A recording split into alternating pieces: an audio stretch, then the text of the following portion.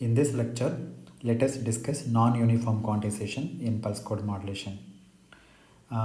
Before that, in the last lecture, we discussed uniform quantization in pulse code modulation. So let us go back and recapitulate a little bit and come back to non-uniform quantization. So we know that most of our signal values are going to lie in a small, in a small range. Okay, and the larger values, these are larger values. The larger values are going to be much less frequent to occur. Therefore, the probability of having larger values of the signal, these larger values of the signal is small. Just for the sake of assumption, we are assuming this. Then, intuitively, you may feel that uniform quantization process may not be a good idea to carry out because you are going to waste a large number of levels in this region. Okay, so where the signal has a very low probability, so here and all very low probability, in this region very low probability of occurrence. Okay, therefore you are wasting your number of quantization levels. Okay, so given a number of quantization levels, it makes sense to make them more finely distributed in this region. So you put as many quantization levels as possible in this region and space them out here. Okay, and in this region space them out. Okay, so that's what the concept of non-uniform quantization. Therefore, the uniform quantization is not a good idea to work with if your signal is known not to have uniform distribution. See, this signal doesn't have a uniform distribution, and then you go for what is called a non-uniform quantization. So basically, what we are going to now do is not use a uniform step size across the whole interval. Okay, so don't use a uniform step size across the whole interval. Okay, whole interval of quantization, but use a variable step size. So wherever the signal occurs more frequently, you put the lines very closer like this quantization intervals. And if the signals are occurring with a very low probability, then put the quantization levels like this. Here they are very densely spaced.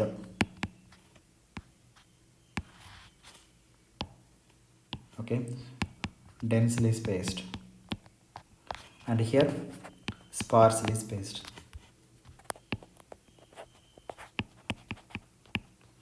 So this is what we will do in the non-uniform quantization. Okay, that's what we discussed in the last class. Now let us go back to non-uniform quantization. So the remedy is, the first point is use a variable step size. Instead of uniform step size, use a variable step size. And then because of this variable step size, it can yield a significantly higher SNR. Okay, if you do non-uniform quantization, so it can yield a higher SNR if the PDF, probability density function of the signal, is non-uniform. So whenever it is non-uniform, it is better to go to non-uniform quantization. Okay, so which is the usual case in practice. So it is a very rarely this uniform quantization is used in practice. So in practice we will use uniform quantization very rarely. In fact, we will not use it. And another way of looking at why this non-uniform quantization give better result is by putting less number of levels. Let's say at larger amplitudes you are going to incur larger errors when the corresponding signal values are also larger. So that also makes away the error quite a lot. So you have large error associated with a large sample values. So small errors associated with small sample values. That's another way of looking at it. So the signal is changing like this, like this. So in this region, you put more number of quantization levels, densely packed quantization levels. In case if this is your actual sampled value, then this is a quantization, then this much error. So I'm going to make very small error. Okay, error is very small because the number of quantization levels are very high at a lower amplitude. But what happens at a higher amplitude, I'm going to put the quantization levels like this. In case if this is a sample value and this is the quantized value, and this much error, big error, I'm going to make it here. But this big error is not going to occur frequently, it is going to occur once in a while. So in that case, it's not going to make big problem. Okay, so that is why we are interested in making non-uniform quantization. Okay, so the better way of looking at it is that values occur less frequently in this region. Values occur less frequently in practice, where you put a large step size or large quantization levels. And even though the error is big error, but this big error occurs occasionally. Therefore, occasionally you can tolerate large errors, and they will not contribute and they will contribute much less to the mean squared value. See, this big error occurs occasionally, once in a while, and because of this occasional because this error occurs occasionally, it is going to contribute much less error.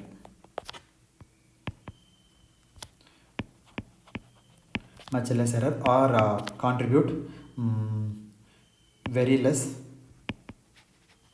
mean square value. Mean square value means noise power.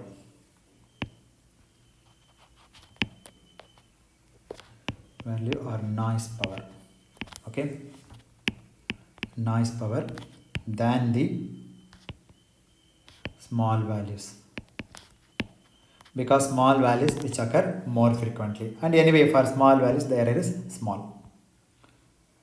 Okay, so that means if they are associated with the large errors, then your overall mean square error is going to go up. Now that is why we moved on to adaptive quantization. Non-uniform quantization is also called adaptive quantization.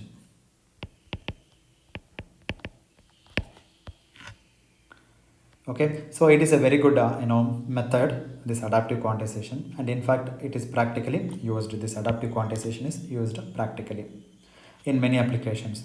That is, you can make your quantizer characteristics dependent on the input signal which is coming along, and it can be made adaptive to the extent that you might not know what a priori the density function is. If you know the density function, then not an issue. Okay, therefore this adaptive quantizer will try to adapt to those characteristics of the signal, and usually this kind of adaptive quantization is more complex. It is not as simple as your uniform quantization. Okay, and moreover I'm not going to discuss discuss this adaptive quantization, because it is the out of scope of our discussion. Okay, so we will not discuss in this course at least. Now let us take one example of non-uniform density function. Let me take Gaussian distribution. My signal is distributed with the Gaussian probability density function, like this, and this is a center point. Okay, so let's say we have a signal with the Gaussian distribution. So you can see this is a PDF, probability density function, and this is the value of x. Okay, and this is the density function.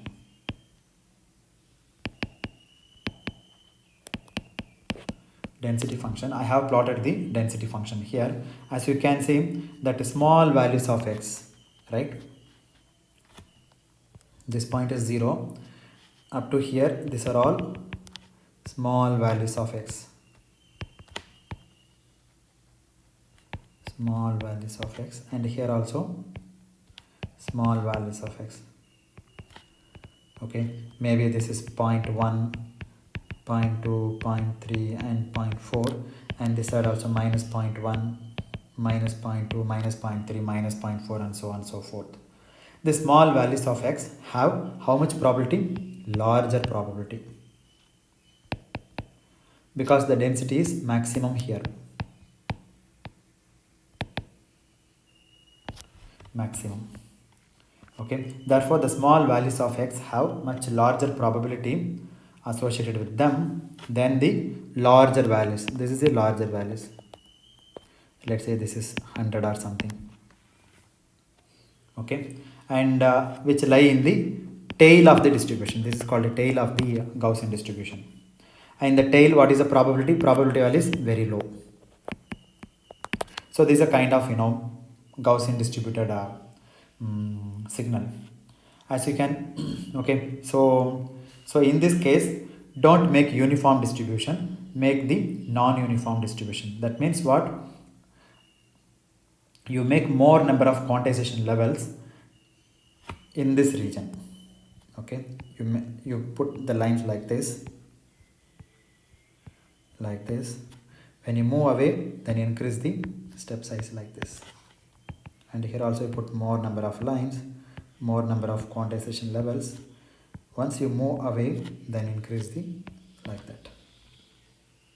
Okay, therefore it does not make sense to crowd the quantization levels equally across the whole interval. Don't do that.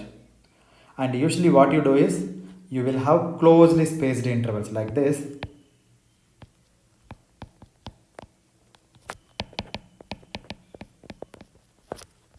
Closely spaced intervals.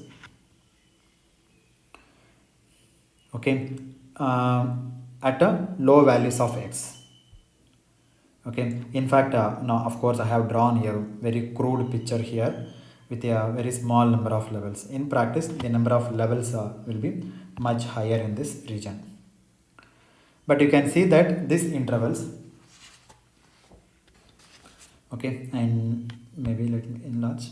These intervals are much smaller. Okay, this interval, let's say this is w1, width is w1, and this width is w2, and this w1 is this one. This is my w1.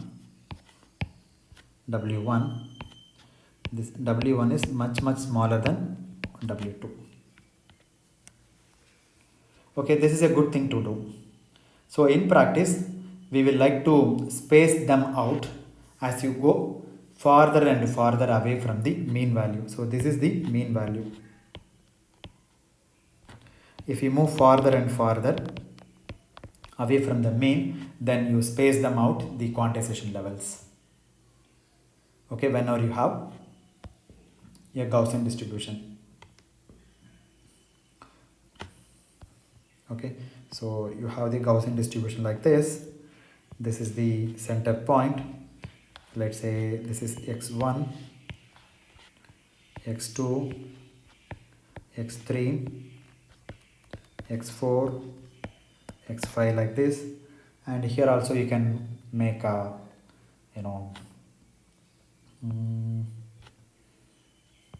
like this, like this, like this, like this, like this. Let me call this as x1, x2, x3, x4, x5, x6, x7, x8, x9, x suffix 10, x suffix 11, x suffix 12 like that. So the boundaries are x1, x2 up to dot dot dot and so on. And these boundaries are not uniformly spaced. Okay. Therefore the boundaries of not uniformly spaced for non-uniform quantization. Not only that, It may not be the best thing to do to choose the quantization level to be the middle point of the interval. If you recall uniform quantization, the midpoint is taken as the quantization level, right? Here no need to choose midpoint, okay? See, this is my midpoint, not necessary to choose this line as the quantization level, midpoint. Okay, it may be alright perhaps to use a slightly different value than the midpoint. People will use some other point as the quantization level. Okay, generally midpoint is taken as quantization levels.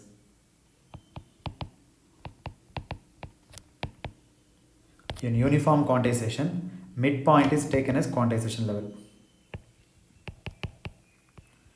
Uniform quantization, midpoint is taken as the quantization level, but non-uniform quantization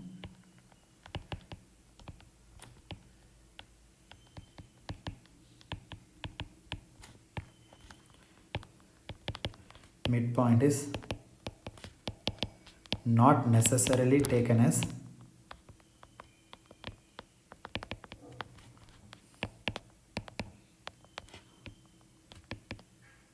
quantization level.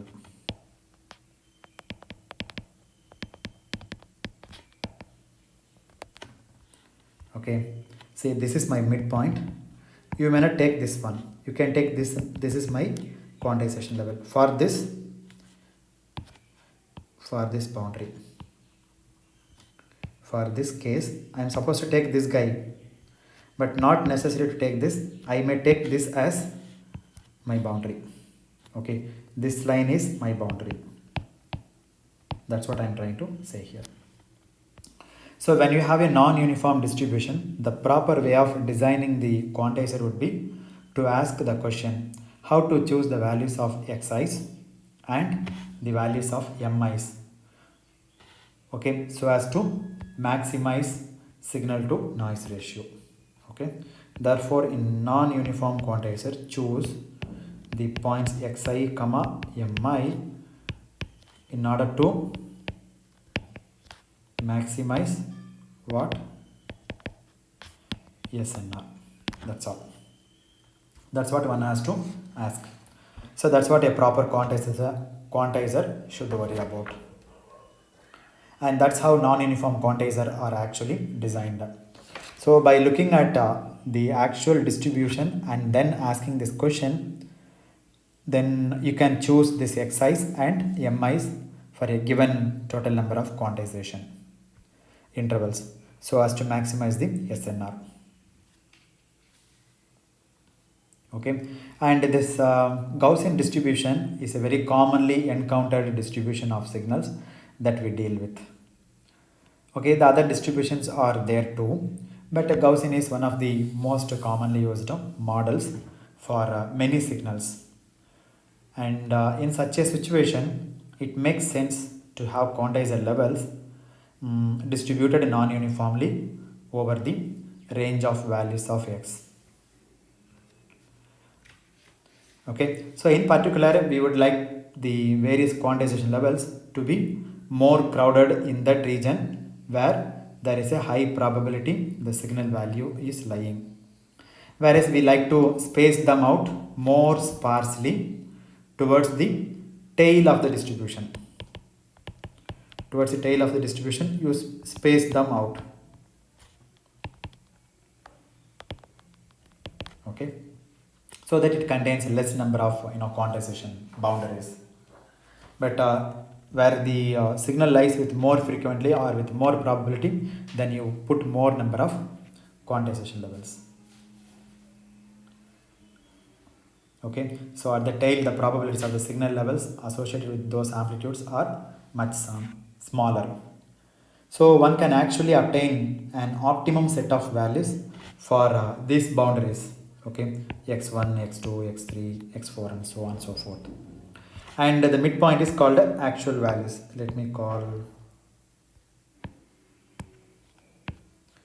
let's say this point is m1 and this point is, you have to note down this m2 is not the midpoint, it is slightly skewed now, and this is m4 and so on and so forth.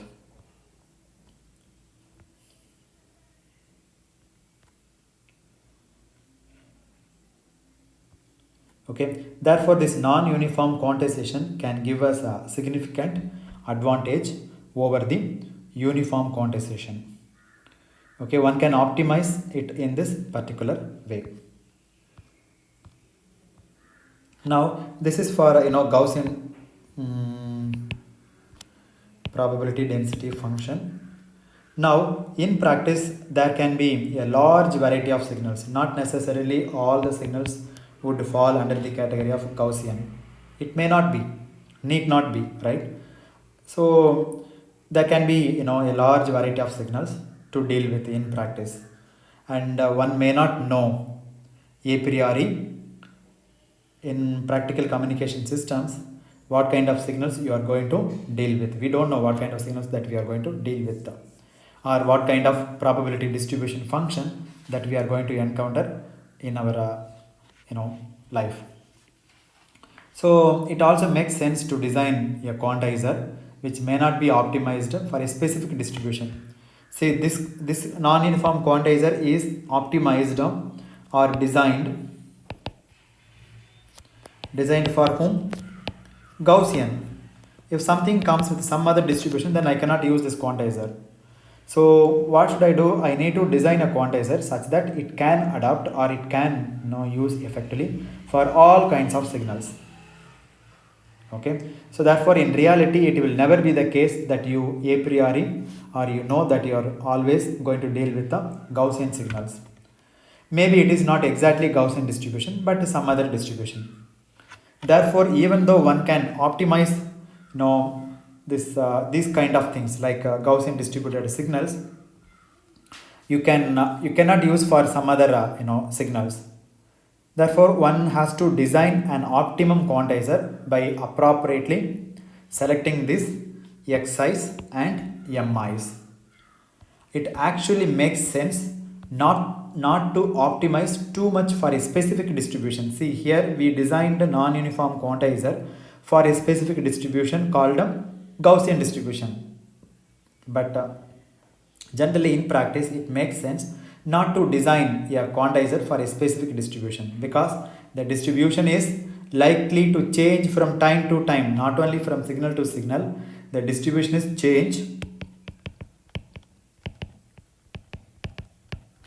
changes from time to time. Okay, so in that case this non-uniform quantizer may not work efficiently. Therefore what is more important is to have some kind of robust quantizer. So need to design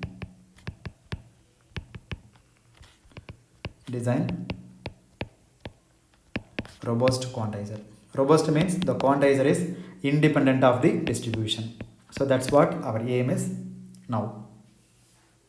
Okay, therefore design a quantizer such that this is robust. Robust means independent of the distribution.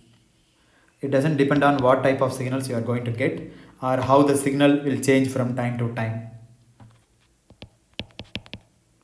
Independent of the PDF. That means the PDF is changing signal to signal, and also the PDF depends on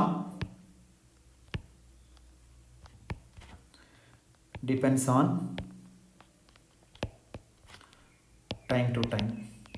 It behaves in some way in one time and behaves in some other way after some time. Therefore you need to design a reasonably good performance over a fairly large variety of distributions. Okay, so our quantizer has to be designed in such a way that it should work reasonably well over a fairly large variety of distributions. So we will talk about these two issues. One is varying from signal to signal, the other is time to time. So to overcome this, we need to design a non-uniform quantizer, or we need to design a quantizer such that it is robust.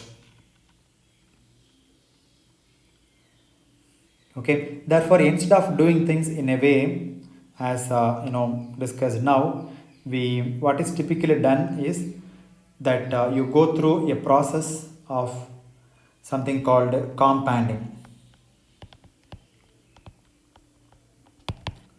Okay, so non-uniform quantization via compounding. So that's a subject that we will discuss in the next class. So let me stop at this point. The next class we will start compounding, and this compounding is a non-uniform quantization. Again, it's a non-uniform quantization via compounding that we'll discuss in the next class.